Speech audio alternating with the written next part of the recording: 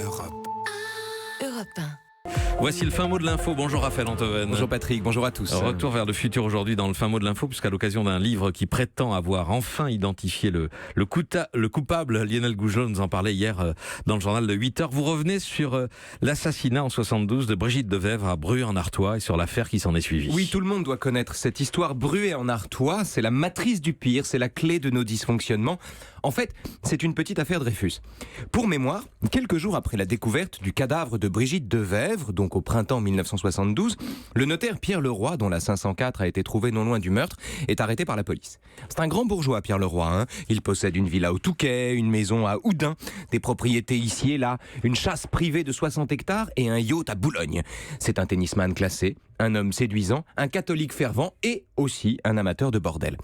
Or, pour son malheur, le juge Pascal, qui est aussi l'un des premiers adhérents du syndicat de la magistrature, est contre le secret de l'instruction et donc, au nom d'une justice à ciel ouvert, choisit de suralimenter la presse de l'époque en détails sur l'enquête, laissant notamment filmer l'arrestation de l'accusé.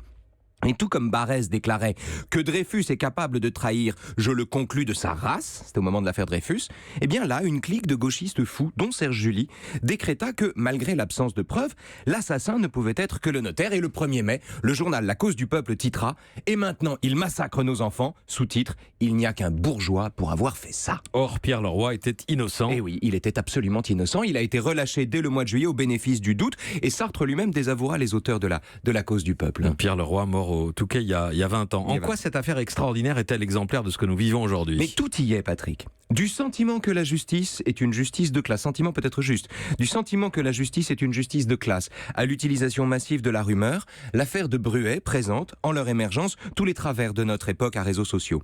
Le recouvrement de la justice par la morale, l'usage de la transparence comme alibi pour crucifier publiquement un individu et s'assurer de sa condamnation, sinon en droit, du moins en réputation, et surtout, l'essentialisation d'un coupable, désigné ainsi non pas en raison des faits, mais en raison de son statut, et c'est ça le plus grave. Pourquoi c'est le plus grave ? Parce que dans un monde où les hommes naissent libres et égaux en droit, aucun homme ne peut être tenu pour coupable a priori.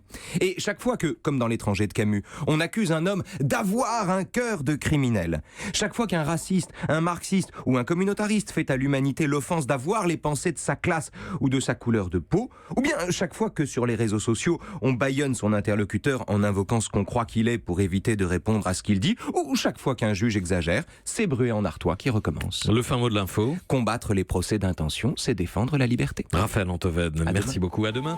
Europe. Europe 1.